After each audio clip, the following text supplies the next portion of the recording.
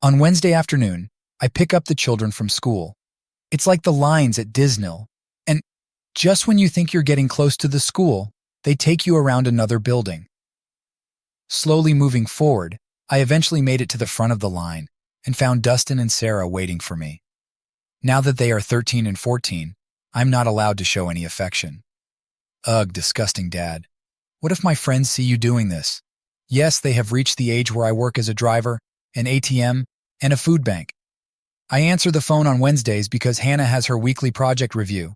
She leads the design team at the interior design company where she works. They build luxury office spaces and mansions. As part of a national organization, they make sure every project is special. There's nothing worse than seeing something you paid handsomely for appear in someone's corporate PR press release. Needless to say, I was surprised to see Hannah's sedan in the driveway. Maybe she left something behind that she needed. Otherwise, why wouldn't she go into the garage? While parked in my part of the garage, the kids jumped out and attacked the refrigerator. Hey, take it easy, guys. Save room for dinner. Setting my briefcase on the floor, I walked into the living room to find Hannah curled up on the couch, covered with a blanket. The day was warm and the house was definitely not cold. Hey baby, what's going on? I don't feel very well. My stomach is doing some assaults and I'm having problems. What do you think this is? Must be some kind of flu.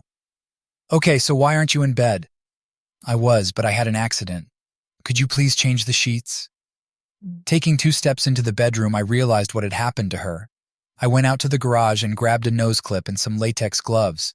At the very least, all of our beds come with waterproof mattress covers. An old habit. When children were little, they would climb into bed and sometimes have accidents. Now we are ready, but they will only crawl into our bed when they feel worse than the dog. I wasn't going to cook dinner after this ordeal, so I ordered pizza and took a shower, emptying a can of air freshener. I sure as hell hope I don't get what Hannah is struggling with. After a week of suffering and cleaning up the crap, Hannah made an appointment with our family doctor. It was pretty much a waste of time, predictable answers. Probably the flu, give him a little more time. See you in a week if this doesn't go away. So 2 weeks later, Hannah went to the doctor again. She lost several pounds because she didn't eat for fear it would come out the other end. Energy drinks are her cuisine. The doctor ran some blood tests, but nothing was far enough out of range to warrant any further action. Over the next few weeks, Hannah learned to live with it. She felt like crap, pun intended, and was wearing adult diapers and baggy pants to hide the fact. It was my job to pick up the groceries. No, I didn't use a list. It was easier to pay the full fare and have Hannah place the online orders while the kids and I wanted something to do on the weekend. Hannah never felt up to it. We did some things without her. Our personal life has suffered greatly. There's nothing surprising. Who wants to do dirty things when you risk doing even more dirty things? At least I jerked off from time to time. Oh shit. 2 months later, Hannah turned to a specialist. Of course, she felt great the day before and on the day of her appointment. They did blood tests until our insurance deductible was met. Kiss these 5 pieces goodbye. Some elevated levels of unknown enzymes were found in her intestines. It made sense, but it wasn't explained why. Possibly Crohn's disease, but tests for that were negative. She was given the oh-so-popular, keep an eye on this. One evening, I jokingly asked, "Do you think I make you sick? How can you say that? You've been great taking care of me since this started. I'm so tired of fighting this. I wish they would find something. Anything." Hannah's new life was that of a recluse. She worked a lot at home and rarely went outside. Her weight dropped another 20 pounds. From time to time she felt better, but that only lasted until the weekend. The kids were so busy with their sports schedules that they really didn't notice how rarely Hannah attended their games. Time passed as usual. Hannah wasn't sick enough to miss work, but she was slowly losing her team. Management demoted her. Months turned into years. Hannah felt guilty that we weren't having sex, so she took one at a time about once a week. It was better than nothing. After Dustin turned 16, he became hell on wheels. I no longer had to worry about getting him and Sarah to and from school. Now I had to worry about why they weren't home. At least Hannah was trying to help. She rarely felt 100%, but she learned to live with it. For a while, Hannah seemed to be getting better with her bowel problems, but that only lasted about 6 months. When the problems returned, everything was just as bad as before. Hannah cried a lot. Her life went on as usual. Dustin graduated from high school and was heading to college. Sarah graduated early and was also out the door. The day after Sarah graduated from high school, I cornered Hannah. "We need to talk." "Fine, what's the matter?" I filed for divorce, citing irreconcilable differences. The stunned look turned into full-blown rage. "Did you cheat on me? How can you do this to me? The kids have grown up and it's time for me to move on. How can you leave now? I know the last 5 years have been hard, but I never stopped loving you. What have I done to deserve this?" Dennis Wilson. Hannah's eyes widened. No matter how hard she tried, she could not hold back her tears. "You knew this is a stupid question.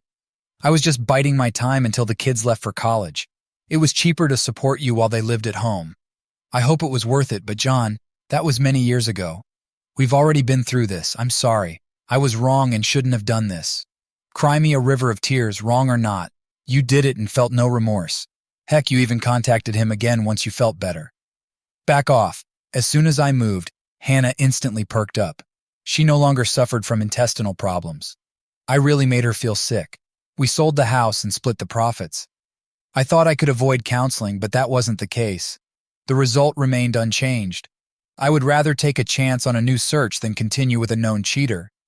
When I found out that Hannah was having an affair with Dennis Wilson, I was devastated. I came across Hannah's secret email account, so I installed a program on my phone to monitor her activities. You spend your life dedicated to your partner and find that you are not enough for her. The obsession with scorching the earth faded into the background as my lawyer outlined how bleak my future life would be. Penniless, while Hannah will be able to accommodate her lover in the same house that we bought together, but which I spent all my free time restoring. It's cheaper to keep it. Wait until the children leave home. The lawyer drilled it into my head that Hannah could file for divorce at any time, and my fate would be pretty shitty. This was enough to the point that I thought about fleeing the country. In the end, I did everything I could to remain her husband. I stayed, and my children became my life, counting down the days. It was while searching the internet that I found the April Fool's joke. Mixing 2 over-the-counter liquid veterinary drugs may cause intestinal upset. So I bought and stored a large bottle of each in the garage and got a pack of syringes from China. Using the indicated syringes, I injected the mixture into Hannah's coffee supplies. She loves the blueberry and hazelnut mix. The kids didn't drink coffee, and I hated the mixture. For the first few days, Hannah didn't complain at all until I increased the dose of the formula. That's why that first Wednesday was so hard for her. I've clearly gone overboard. Of course, I used too much early on, but eventually I found a happy medium. It was enough to make her feel like crap, but not bad enough to send her to the doctor. It was funny how her friends, after drinking a cup of spoiled coffee together, then caught the flu-friendly fire. I discovered that she turned Dennis down on multiple occasions. No, it wasn't because she didn't want him, she just didn't feel ready for it. He finally gave up. After a few years, I thought Hannah's novel was dead and buried. That's when I cut back on the medication, although not completely, since I was still in revenge mode. But then, Hannah reached out to him again.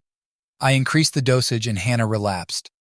A week later, she again turned to the specialist.